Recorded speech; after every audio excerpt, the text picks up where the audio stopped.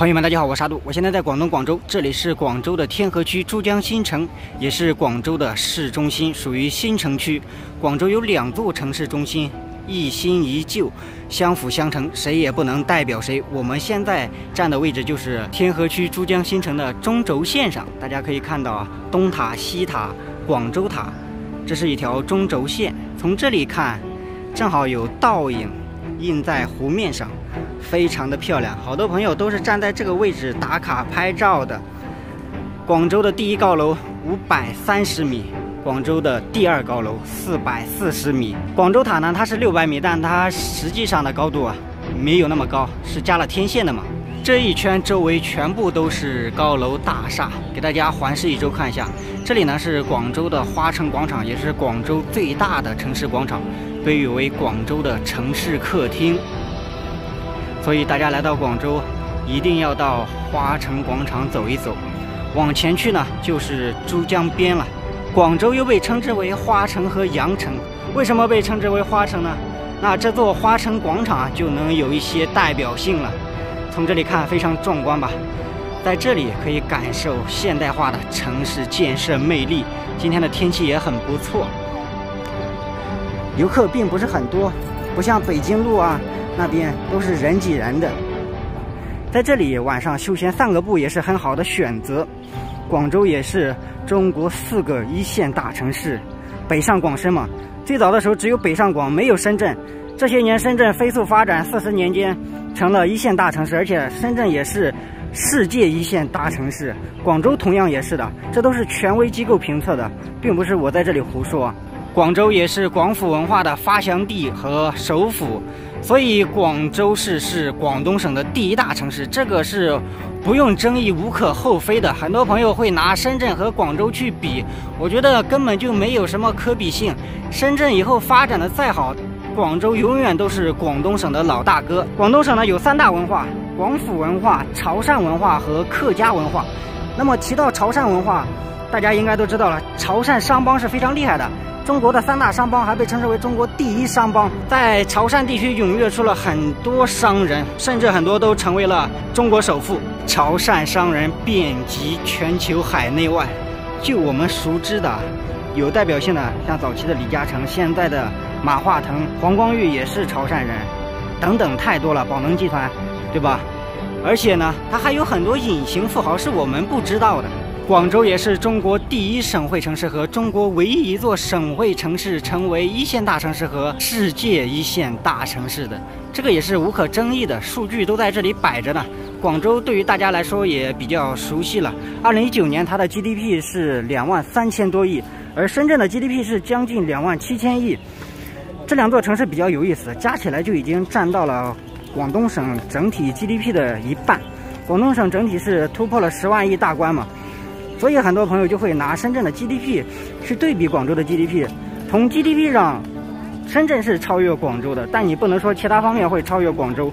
广州是千年商帮，历史文化底蕴非常的深厚。深圳呢，只有40年的建成史，改革开放42周年，深圳特区成立40周年嘛，对吧？广州是国家中心城市，超大城市，它也是交通物流的枢纽城市，更是海上丝绸之路的主港。粤港澳大湾区和珠三角的中心城市，称号特别的多。还有一个有意思的点是什么呢？广州的人类发展指数是在中国排名第1的。这个人类发展指数是什么意思啊？是综合各个方面的，教育程度啊、经济啊，包括环境等等各个方面的，人类发展指数排名第1。北京、上海居然都不如广州呀。珠三角地区呢，也是中国经济开放最早的地方。为什么呢？因为中国改革开放只有42年到今年，深圳特区已经建立40周年了，包括珠海、汕头。最早的4个经济特区就是深圳、珠海、汕头和厦门，有3个在广东，1个在福建。长三角起步的稍微要晚一些，花城广场的地下都已经被掏空了，下面都是地下商业。我个人认为呢，广州是广东省最具包容性的城市。为什么呢？广州非常的接地气啊，相信来过广州的都有所感触。你来到之后根本就不会感觉到它是一座大城市。可能我们今天来到了珠江新城，繁华的高楼大厦还有一些大城市的气息。如果你到老城区，一点都感受不到。而且，广州本地人呢，非常的低调。在网上不就说嘛，他们经常性的穿个背心、穿个拖鞋、穿个大裤衩子，开个豪车什么的就出来买菜干嘛的。包租公包租婆嘛，他们经常啊就是拿着一串钥匙，也不需要上班，到时间点就去收租就行了。多少朋友来到广州这边寻找自己的梦想，或者说讨生活呢？在广州充满着各种各样的欢声笑语，同样也有着悲伤和痛苦。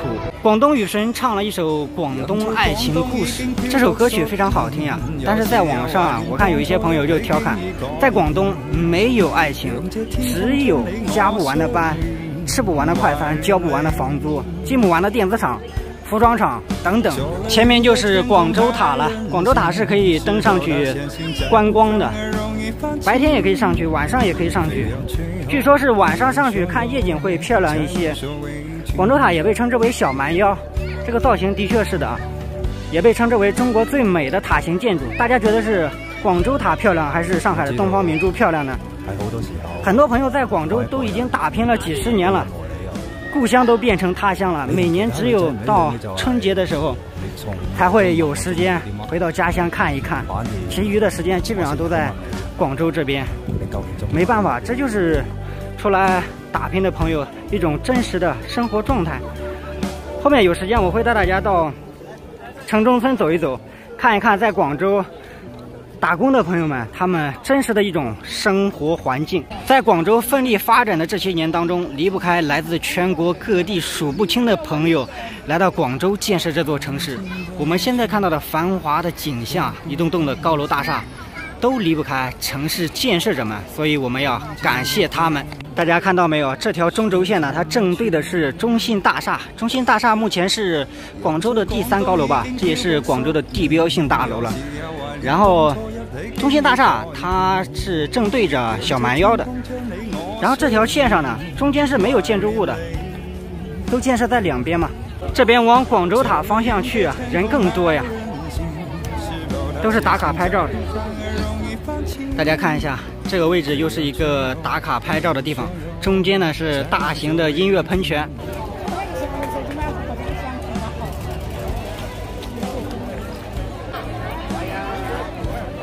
大家有没有觉得这一块的布局非常的大气啊？我个人觉得是比深圳的市民中心那里看起来更要大气的。我现在已经站到珠江之上了，这里是海心沙，相当于珠江上的一个冲击洲，旁边是广州亚运会的闭幕场馆。往前走呢，还有二沙岛，二沙岛上住的全是土豪呀，那上面全是别墅，应该是广州公认的富人区。前面还是珠江，这里是主干流。到珠江边看一下，这个视频就结束了。对面的广州塔。这会儿刚好是夕阳西下，好多朋友都坐在江边，应该是等待晚上的灯光秀。珠江也是广州的母亲河，对面也有2个码头。行，这个视频就给大家分享到这里了。